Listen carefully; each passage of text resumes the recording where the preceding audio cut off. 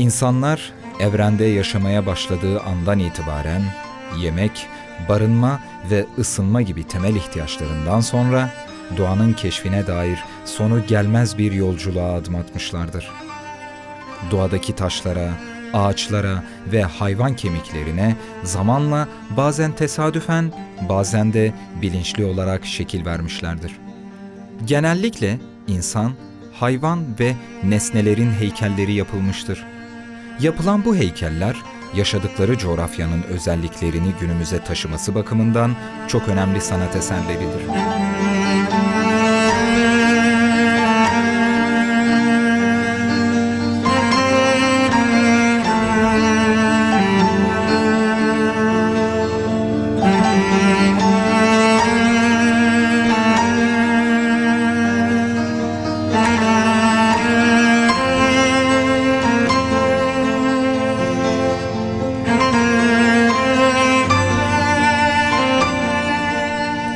Michelangelo her bir taş içinde bir heykel barındırır ve heykeltıraşın görevi bunu keşfetmektir der.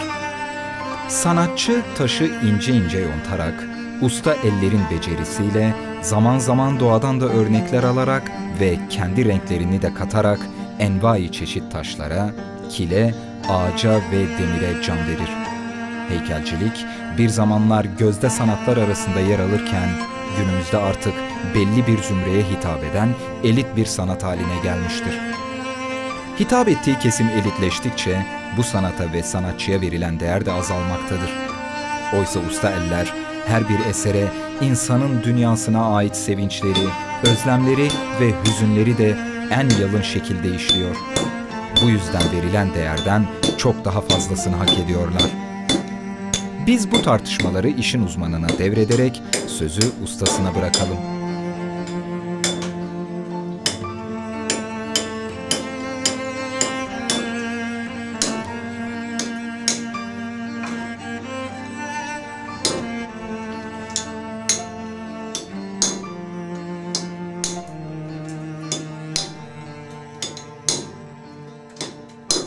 Heykeltıraşlar şöyle der, yani heykel ilk insanın eline bir şey alıp bir şeye vurar, bir taşa vurup balta için kullandığı zaman o bir heykeldir yani. Biz heykel tarihi biraz oradan başlatıyoruz. Ta ilk insanların elini kullanmaya başlamasıyla beraber bir şeyi alıp bir şeye dönüştürmesiyle beraber başladığını söylüyoruz. Tabii mitolojiye baktığımız zaman Mezopotamya olsun, Orta Doğu olsun, Mısır olsun, birçok yerde heykel figürleri görebiliyoruz yani. Bu tarih çok eski olduğu için tam anlamıyla bir şey veremiyoruz. Kalıntılar var yani, bazı Artemisler çıkıyor bir tarafta başka Berke tanrıçaları farklı isimlerde. Sfenksler oluyor.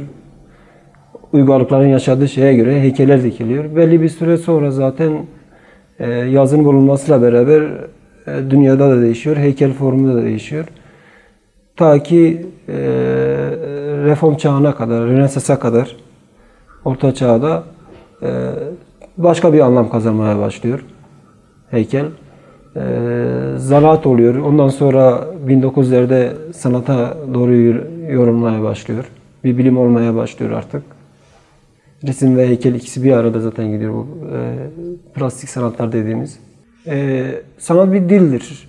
Yani bugün bir edebiyatçı, bir şair sözlerle dilini anlatabiliyorsa, ben dokunmakla, görmekle, taşa dokunarak, ahşaba dokunarak hissediyorum ve içimdekini dışarıya bu şekilde çıkarıyorum. Benim için bir dil aslında. Başka bir şey yapamadım ben hayatım boyunca. Yani neye dokundumsa beni doyurmadı. Beni ifade etmedi. 2001'de ben heykelle tanıştım. O zamandan beri yani hayatımda bazı şeyler yerine oturdu ve benim için büyük bir ifade biçimi oldu. Çekiç, murç, keski gibi bir de makineler var. spiral makinesi, kesme makinesi, matkap gibi bu makineler kullanılır.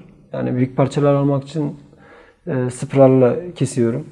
Ondan sonra çekiç muşla ince ayrıntısına girebiliyorum yani. Eskiden teknoloji çok fazla yoktu.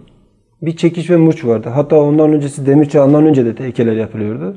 Taşı taşla uyuyordular. Şu anda çok daha farklı aletler var. CNC'ler var.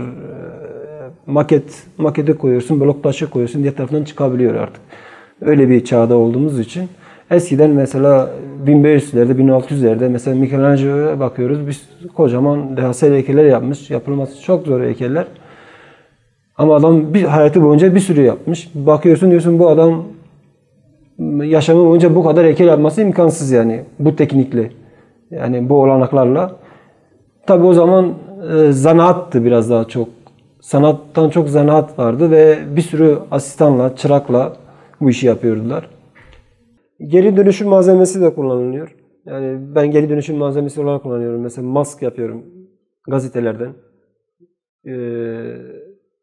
Heykeller yapabiliyorum. Yani aslında malzemede özgürsündür. Yani her şey heykelde kullanılabiliyor. Bunun şeyi yok. Bu budur, bunlara yapılır diye bir şey yok. Tamamıyla her malzemeyi kullanabilirsin. İnsan eti de kullanabilirsin. Hayvan eti de, kemik de, taş da, ağaç da fark etmiyor. Bu önemli değil. Sen sadece o malzemeye bir anlam kazandırıp bir dil oluşturduktan sonra kendi içindeki o vermek istediğin şeyi insanların anlayabileceği bir dille verdikten sonra olay bitmiştir yani.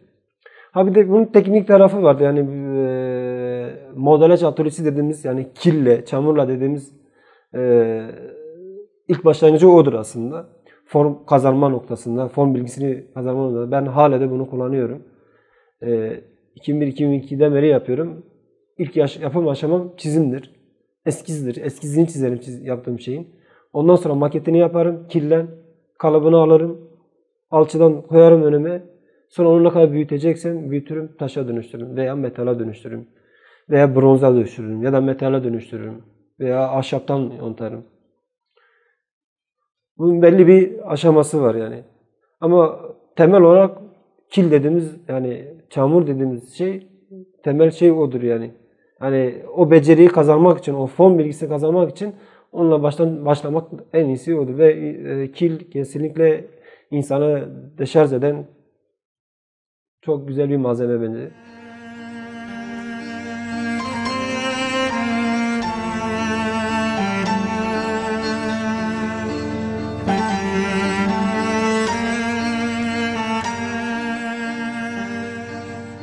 Ben kil çalışıyorum. Ben biraz daha böyle işin öğrenme aşamasında ve sürekli işte gözlemleme aşamasındayım. Ahşapla hani çalışmışlığım vardır ama yontma falan değil. Kille başladım şu anda. Hani çünkü kil heykelin temel başlangıç noktası. Kille çalışıyorum şu anda. Mask yapıyorum. Ufak tefek işte işlerle uğraşmaya çalışıyorum kendimce. İşte telden iskeletler yapıp etrafına belki işte farklı malzemelerle, geri dönüşüm malzemeleriyle işte ufak tefek heykeller yapmaya çalışıyorum. Benimki çok temel olduğu için hani öyle büyük taşla ya da ahşapla daha çalışmadım. Yani bu meslek bence kendini ifade etme ve rahatlama alanı. Hani bir çeşit dil olarak hani görüyorum ben bunu. Ve rahatlama yani kesinlikle deşarj oluyorsunuz. Mesela ben kille çalışırken mesela çok stresliyim, işte çok gerginim ama gelip o kille çalıştığım zaman hiçbir şey düşünmüyorum. Aklımda hiçbir şey kalmıyor. Yani dışarıdaki sorunlar bireysel ya da toplumsal tabii ki düşünüyorsunuz. Mesela bir yerinde duruyor ama o yansıyor zaten yaptığınız işe. Mesela ben mask çalıştım. İşte birkaç tane mask yaptım. O yaptığım masklarda baktım ki çok sert ifadeler kullanmışım. Çünkü şu anki toplumsal süreç çok sert ve doğal olarak o da bana benim yaptığım şeye de bu şekilde yansıyor. Yaptığım ifadeler çok sert. O yüzden hani bakıyorum içimde bir öfke var, bir kızgınlık var, bir üzüntü var. Bunlar da bu şekilde yansımış. Hani ben de bununla kendimi ifade etmeye başlıyorum ufak ufak, yavaş yavaş. Yani kesinlikle sanatı, heykeli, işte resmi bir ifade olarak görüyorum, bir ifade biçimi ve çok güzel bir ifade alanı diye görüyorum. Bununla birçok şeyi ifade edebilirsiniz, anlatabilirsiniz, birçok insana ulaşabilirsiniz, mesaj verebilirsiniz. Mesaj kaygınız olmasa bile bu bir mesaj içerir, muhakkak içerir. Herkes oradan kendine göre bir duygu alabilir. Önemli olan sizin onu hissederek yapmanız.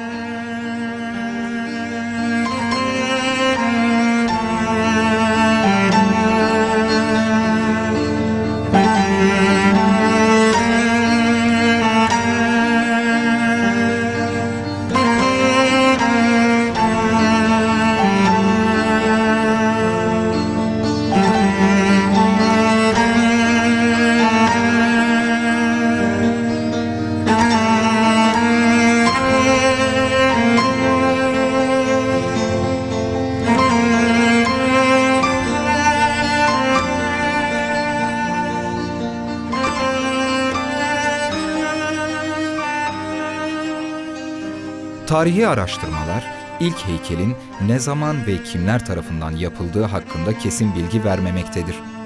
Yeryüzünde görülen en eski heykel yaklaşık olarak M.Ö. 40 bin yıllarından kaldığı tahmin edilen mamut dişinden yontulmuş aslan başlı insandır.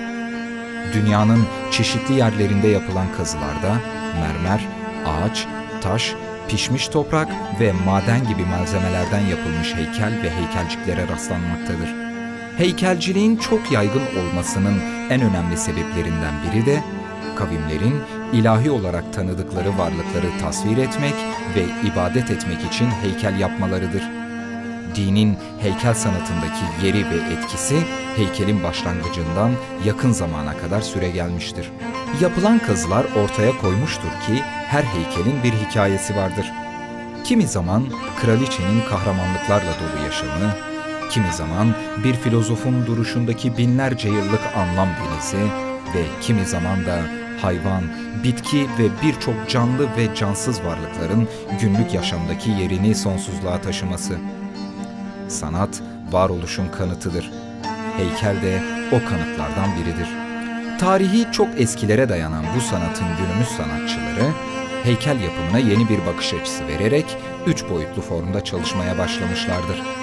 Kullanılan malzemeler taş, fil dişi, kemik ve ahşap yontularak yapılabildiği gibi kil ve bal mumunun yanı sıra bronz ve tunç gibi metallerden de yapılabilir.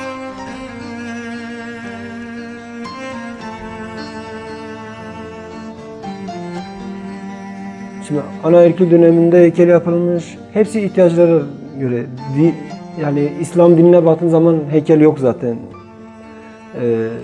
Hatta put deyip putları kırma durumu bile vardı tarihte. Onun için İslam dininde sanatta bu noktadan çok gelişmediğinden dolayı. Ama diğer şeylerde mesela Hristiyanlıkta din olgusu çok fazla. Katedrallerin yapılması mesela heykellerin 3 boyutlu olan her şey heykeldir aslında. Katedrallerin yükselmesi, heykellerle beraber yükselmesi skolastik düşüncenin yaygın olmasıyla alakalı bir şeydi. Kilisenin güçlü olması ve Allah'a doğru yükselmesi, göke doğru yükselmesi, Allah'a doğru yükselmesi ve gücünü hitap etmesi. Din bunu kullandı yani. Toplumlar aslında bunu kullandı. Toplum o an neyse sanat aslında ondan bir önce gidiyor. Onu doğuruyor yani. Dediğimizde anaerkil dönemde bereket tanrıçaları yapılırdı. Çok bu değişebiliyor yani. Toplumun ihtiyacına göre, bireyin ihtiyacına göre bir ihtiyaç durumudur. Yani bir estetik kaygı son yüzyılımızda aslında tamamıyla bir estetik kaygı veya bir kavramsal şeyler daha da yayılmaya başladı. Öncesinden daha çok bir bilim olarak kabul edilmediğinden dolayı çok yere konulmuyordu. Estetik bir yere konulmuyordu. Şu anda estetik de bir bilim olarak kabul edildiği için, sanat da bir bilim olarak kabul edildiği için çok daha tanımını yapılabiliyor yani. Sorular sorulabiliyor yani. Bugün bir nasıl bir bilimsel bir çalışma yapılıyorsa sanatta da bilimsel sorular sorulabiliyor yani. Onun nitelikleri, nedir gibi sorular sorulabiliyor. Artık bu temeller, ilkeleri var artık. İhtiyaç neyse ona göre yorumlanıyor. Diyarbakır'a geldikten sonra ben bazaltla çalışmaya başladım. Yaşadığın yerin maddenin neyse çok varsa ondan ister istemez etkileniyorsun yani. Ben şu anda balzalt kullanıyorum daha çok. İşte mermer kullanabiliyorum. Mermer de çıkıyor burada. Ama yine fiyatları da çok yüksek olduğu için yine temini zor oluyor. Alat taşı dediğimiz şey benim ilk taş heykelim. Van'da okuduğum için Van'da yaptım. Alat taşı orada çok olduğu için. İşin büyüklüğüne göre, benim ruh halime göre değişebiliyor. Yani ayırdığım zamana göre değişebiliyor. Maket kısmı zor olabiliyor. Çünkü daha zihindeki şeyin bir somuta dökülmemesi durumu var. O an o süreç sıkıntılı olabiliyor yani sancılı olabiliyor. Ondan sonra zaten maket oluştuktan sonra birebir heykele geçtiğin zaman zaten maketin var. Maketin üzerine çok nadiren bazen değişimler olabiliyor. Olay bitmiştir artık. Diğeri ki tekniktir ve onu tamamıyla 1 metre 20 santimlik bir maket yapmışsam 2 metreye büyüteceksem ölçektir ve artık matematiktir. Malzemenin verdiği bir şey olabilir. O değişime uğrayabilir. Yani taşı kesersin bir çatlak çıkar veya bir dokusu çıkar. Ona göre veya aşağıdan bir budağı çıkar bir şey olur. Sana yön verir o şekilde. Yoksa zaten bir değişime gitmiyor yani. Maketten sonra bir değişime gitmiyor. Zaman süreci değişebiliyor yani. Yaptığım işe göre bazen 1 saate bir iş çıkarabiliyorum. Bazen 1 ayda, 2 ayda, 3 ayda.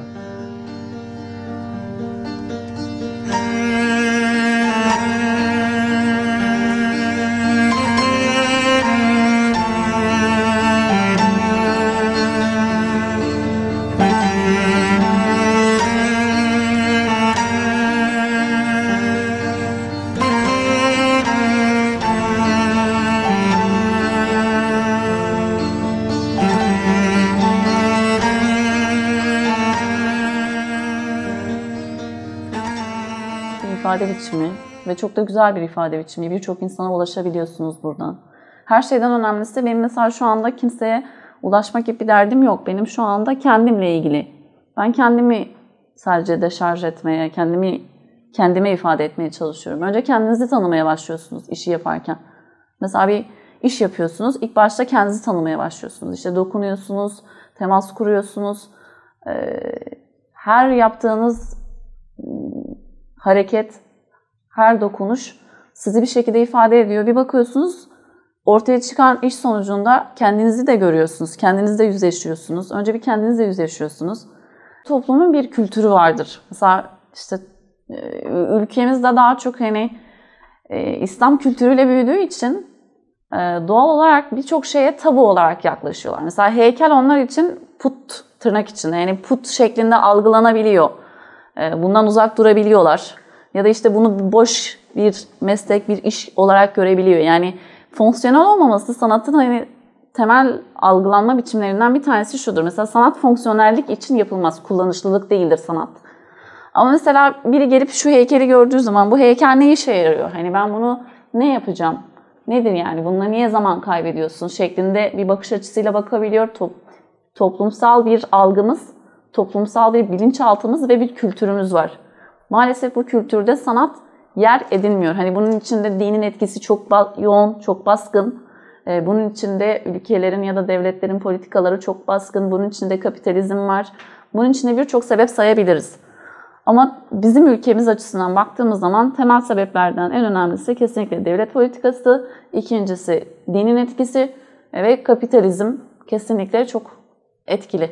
Heykeltıraşlık biraz kadınlar aslında hayatta hep ortak sorunda engelleniyor. Yani kadın olarak desteklenemiyoruz ve arka planda kalıyoruz. O cinsiyetçilik sürekli hayatımızda var olduğu sürece biz doğal olarak kendimizi birçok alanda ifade edemiyoruz. Mesela sanat da bunlardan bir tanesi. Sanatçılara dönüp baktığımız zaman işte ressamlara, işte heykeltıraşlara genelde erkek. Hani neden erkek diye düşünüyoruz. Sonra bakıyoruz mesela diyebilir hani birçok kişi işte heykeltıraşlık mesela taş yontmak biraz ağır bir iştir gibi düşünülebilir ama aslında bu değil. Kadına yüklenen bir rol var. İşte kadın çocuk doğurur, işte evde oturur, şunu yapar, bunu yapar gibi bu roller biçildiği zaman kadın bazen bu rolü aşamayabiliyor. Toplumsal olarak bunun içine sıkışıp kaldığı zaman kendini ifade edemeyebiliyor, dokunamayabiliyor, korkabiliyor, çekinebiliyor, desteklenmiyor gibi bir sürü hani sıkıntı yaşayabiliyor. O yüzden kendi açımdan da şunu söyleyeyim. Hani bu yani mesela Kürdistan'da, Diyarbakır'da, Ahmet'te hani bununla çok fazla bir alan yoktu mesela. Sanatla ilgili çok fazla bir alan yoktu. Ben hani 5 yıl önce Erdal'la tanıştıktan sonra ilk defa hani bu alanın içine girmeye başladım. Ve benim için gerçekten hani güzel bir şans oldu. Daha sonra hani önceden sanat benim için işte ekranda gördüğüm kadarıydı. Belki çok uzaktım. İşte bir sergi gezerdim ancak o kadardı. Ama şimdi iç içe olmak, onun o sürecini görmek, ona dahil olmak, hatta temas etmek ve yapmaya çalışmak, anlamak, yorumlamak çok daha bana iyi geliyor, beni rahatlatıyor. Benim için gerçekten çok önemli. Hani bunun bütün kadınlar için böyle olabileceğini de inanıyorum, böyle düşünüyorum ama keşke kadınlara bu alan sunulabilse. Ama işte maalesef kadını işte o dört duvar arasına sıkıştıran zihniyet maalesef ki buna izin vermiyor. Öyle düşünüyorum. Bence kendileriyle tanımaları için, kendileriyle yüzleşmeleri için öncelikle bunun için gelsinler. Yapmak istedikleri zaman. Çünkü kendileriyle tanışacaklar. Gerçekten yüzleşecekler. Daha sonra kendilerini ifade edecekler ve rahatlayacaklar. Bunlar aşama aşama olacak. Ama temelinde kendinizi tanımaya başlayacaksınız. Kendinizi anlamaya, hissetmeye başlayacaksınız. Sonrasında kendinizi başkasına da anlatabiliyorsunuz. O yüzden bence bu anlamda bile olsa hani kendimizi tanımıyoruz çünkü bizim temel problemimiz bu. Yani biz kendimizle hala tanışmamışız, yüzleşmedik yani. Yüzleşmemiz gerekiyor. Ama illa heykel olmak zorunda değil bu. Yani hangi alan ilgisini çekiyorsa ama bence heykel çok güzel bir alan. 3 boyutlu bir disiplin ve hani bu alanla gelip uğraştığı zaman çok rahatlayacak, kendini tanıyacak, kendini ifade edecek.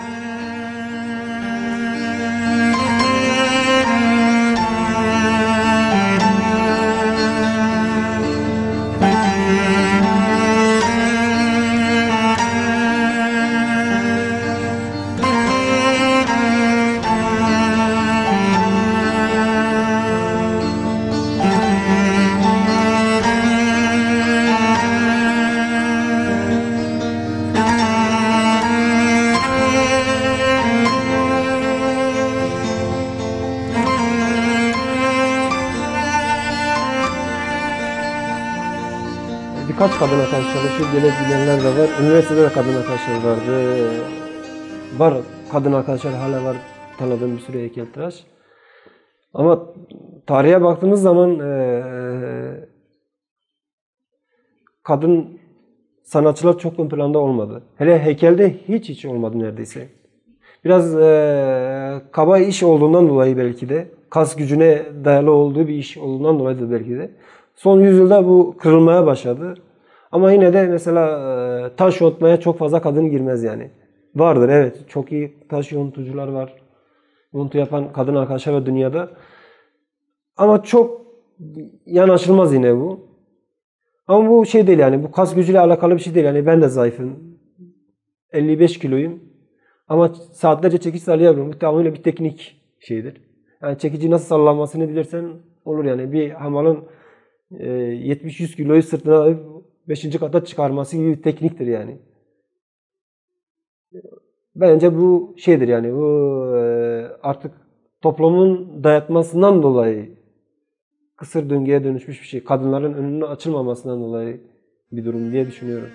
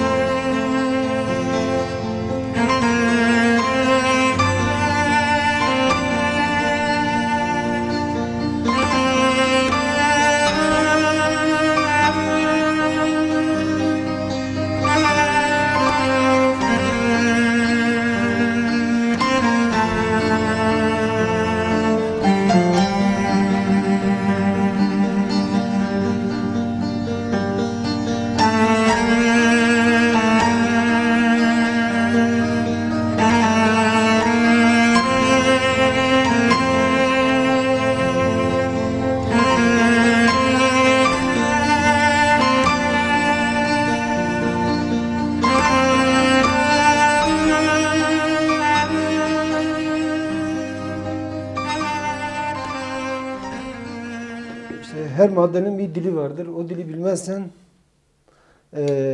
o kendini sana açmaz. Ona nasıl davranması gerektiğini de bilmek lazım. Hangi taşın nasıl taşa nasıl yaklaşman gerektiğini bilmen lazım. Sinirliysen sert vurursan o da sana sert vurur. Ters çekiç geri atar. Sana. Seni yorar. Ama ona nasıl davranması gerektiğini, nasıl çekiç sağlaması, nasıl nasıl vurması gerektiğini bildikten sonra o zaten kendini sana açacaktır yani. Yani maddenin biraz o özelliği var. Özellikle taşların.